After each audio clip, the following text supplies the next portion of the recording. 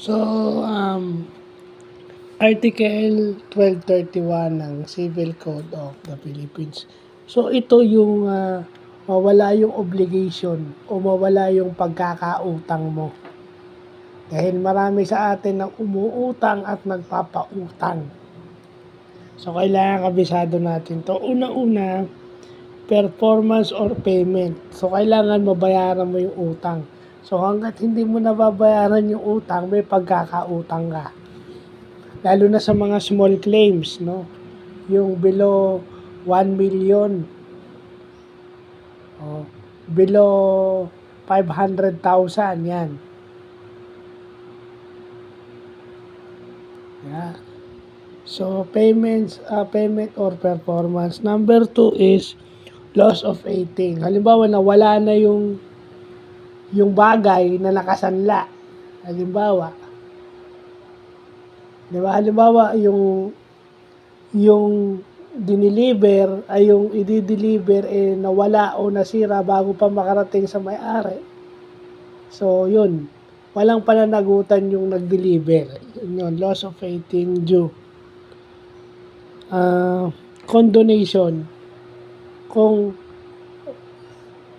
hahayaan o patatawarin ka na lang nung nagpautang, nung creditor sa iyong pagkakautang, sige, kalimutan na natin yung pagkakautang mo. Di ba, yun.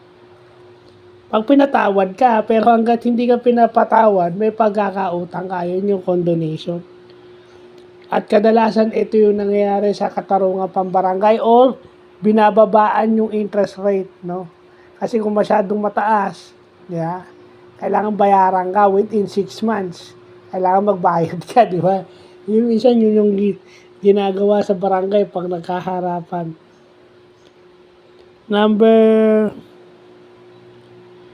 Yung susunod is confusion or merger. So, ibig sabihin, pag yung creditor at yung debtor, iisang tao lang.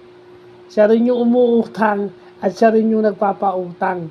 Oh, wala siyang pananagutan kasi iisang tao lang siya. Okay? Compensation, pag yung umuutang at nagpapautang, silang dalawa lang.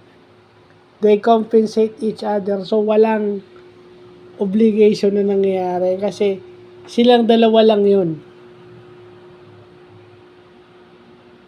And then yung novation, yun yung pag-substitute. Hindi pwede yung utang mo mapunta ron sa ibang tao kung sakasakaling mawala ka o mamatay ka, hindi pwedeng ipapasa yung utang mo dun sa anak mo. Yun. So yun yun yung mga bagay na alam natin bago tayo pumunta sa abogado o kaya sa katarungan pambarangay, dapat alam natin tong articles of Article 1231 ng Civil Code o yung tinatawag na mode of extinguishment of obligation. So, yun lang pa.